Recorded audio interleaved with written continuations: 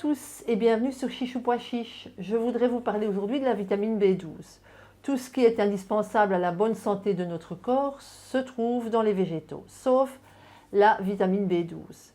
Si vous êtes végétarien ou végétalien, il est obligatoire et même indispensable de se complémenter en B12.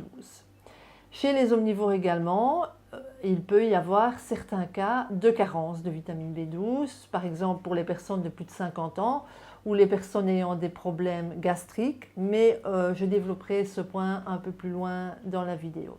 Nous avons aujourd'hui dans notre société la possibilité d'être en bonne santé sans souffrance animale, grâce à la prise de vitamine B12 non animale en complément. Il n'y a donc aucune raison valable de ne pas le faire. La vitamine B12 est une vitamine essentielle au fonctionnement de l'organisme. Elle joue un rôle dans la fabrication des globules rouges, dans la synthèse de l'ADN et dans la protection du système nerveux, y compris le cerveau. D'où vient la vitamine B12? L'être humain est le seul animal incapable de fabriquer lui-même sa vitamine B12. Il est donc obligé d'aller la chercher dans son alimentation. Les ruminants, donc bovins, moutons, chèvres, ont un estomac à plusieurs compartiments, ce qui permet aux bactéries productrices de la B12 de se développer. Le bol alimentaire est ensuite envoyé aux intestins où elle est absorbée. Chez les humains, la vitamine B12 est fabriquée par des bactéries contenues dans le côlon. Et cette vitamine B12 est absorbée par l'ilion, qui est la dernière partie de l'intestin grêle, mais qui se trouve avant le côlon. La digestion s'effectuant depuis l'intestin grêle vers le côlon, il nous est donc impossible d'absorber la vitamine B12 que nous fabriquons. La vitamine B12, contrairement à d'autres vitamines, n'est pas éliminée par l'urine. Elle est stockée dans le foie et est éliminée par la bile. Chez l'humain, cette capacité de stockage est assez importante. C'est pourquoi une carence ne pourra être détectée qu'après 1 à 5 ans d'apport insuffisant de vitamine B12. Les omnivores trouveront de la vitamine B12 dans tout type de protéines animales. Peu importe notre alimentation, une carence en vitamine B12 peut être grave et ce n'est pas parce qu'on mange de la viande qu'on est à l'abri. La carence en vitamine B12 peut se manifester de manière très différente. Et c'est difficile de citer tous les symptômes. Ça peut aller de la fatigue à la nausée avec des vomissements et perte de poids, et ça peut aller même jusqu'au coma si la carence est très importante.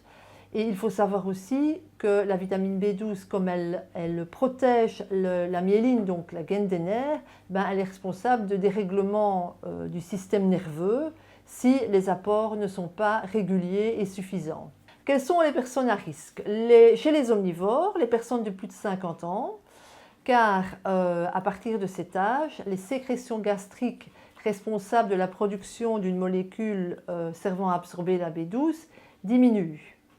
Et également chez les omnivores, chez les personnes ayant subi une ablation d'une partie de l'estomac, puisque là également, il y aura moins de sécrétions gastriques. Chez les personnes ayant des problèmes gastriques ou prenant des médicaments pour réduire l'acidité gastrique de l'estomac. Et d'office chez les végétaliens ou chez les végétariens, car si certains végétariens consomment des œufs ou des produits laitiers, il faudra manger beaucoup pour avoir son quota journalier. Alors quels sont les apports quotidiens recommandés? Bon, je vais vous mettre vous verrez ici un petit tableau qui reprend en microgrammes la quantité de B12 à prendre par jour. Évidemment, pour les nourrissons, c'est moins, et on compte pour un adulte, c'est plus ou moins 1,4 à 1,5 microgrammes de vitamine B12 par jour. Sur 1 microgramme de B12 ingéré, seul 50% est absorbé. On devra donc, pour arriver à 1,5 microgramme par jour, prendre 3 microgrammes de B12 quotidiennement. Si vous consommez des œufs ou des produits laitiers, je vous mets ici aussi un petit tableau reprenant la quantité de B12 dans les différents produits. Il faut savoir par exemple que pour les œufs, la B12 n'est absorbée qu'entre 10 à 20%. Il faudrait donc manger 20 œufs par jour pour avoir son quota quotidien, ce qui est dans la pratique impossible. Le plus simple pour se complémenter est de prendre 10 microgrammes de B12 par jour. En tout cas, moi, c'est ce que je fais.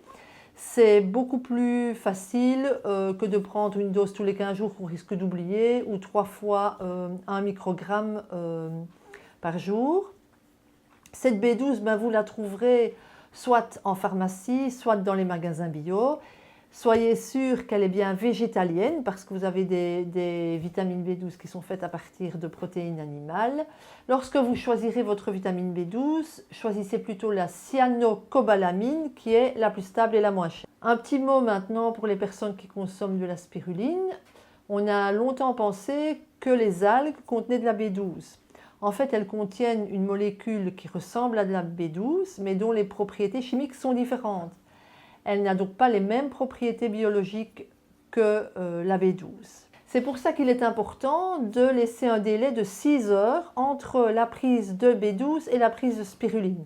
En effet, la B12, comme je l'ai dit tout à l'heure, est absorbée par l'ilion. Donc il y a des récepteurs dans l'ilion qui captent la B12. Si vous prenez de la spiruline, les récepteurs vont prendre la fausse B12 pour de la vraie et vont se saturer.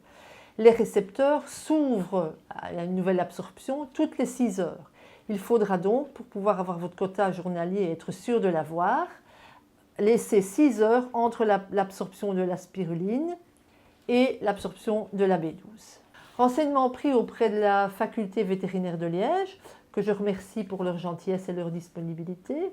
Il s'avère que les animaux de boucherie, appelés aussi animaux de rente, sont supplémentés grâce à un complexe minéral vitaminé qu'on appelle également prémix et qui contient un ensemble de vitamines dont la vitamine B12. Alors pourquoi supplémenter ces animaux en vitamine B12? Tout simplement parce qu'ils sont soumis à de telles cadences de production qu'ils n'y arrivent pas seuls et qu'il faut les aider par l'apport de vitamine B12 qui aide à la production de globules rouges. Pour conclure, et sans vouloir être exagérément alarmiste, la vitamine B12 est donc vitale à notre bonne santé et sa carence peut être très grave. Il ne faut donc pas la prendre à la légère. Alors comment savoir si on est carencé en B12? Le mieux évidemment c'est de faire un dépistage. L'analyse de sang n'est pas une méthode à 100% fiable car elle ne fait pas la différence entre la vitamine B12 active ou pas, comme par exemple dans le cas de la spiruline, comme je vous l'ai expliqué tout à l'heure. Le mieux est de faire une analyse d'urine grâce à laquelle on va mesurer le taux d'acide méthylmalonique. Plus la carence est forte, plus la concentration de cet acide va être forte. C'est une méthode qui est assez fiable parce que là, on va uniquement mesurer le taux de B12 actif. Voilà, j'espère que cette petite vidéo vous en aura appris un peu plus sur la vitamine B12. On mettra des liens sur la page Facebook ou bien en commentaire de cette vidéo YouTube. Voilà, et je vous souhaite de vous revoir bientôt sur Chichou Pois Chiche.